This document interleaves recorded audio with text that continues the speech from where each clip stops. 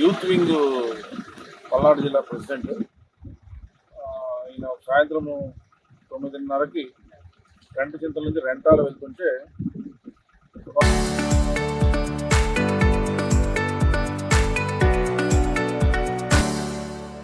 వారు 10 గంటల సమయంలో ఎవరో వ్యక్తులు ఆయన బండిని తిప్పి పడిపోగలని ఆయన గొంతు కోసి చంపేశారు.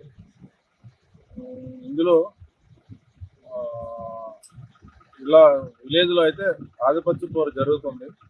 వితిన్ గ్రూప్లోనే, వితిన్ పార్టీలోనే ఆధిపత్య పోరు జరుగుతుంది. 2 గ్రూపులు ఉన్నాయి. ఈయనొక గ్రూపు, అశోక్ రెడ్డి ఒక గ్రూప్ అని ఉంది.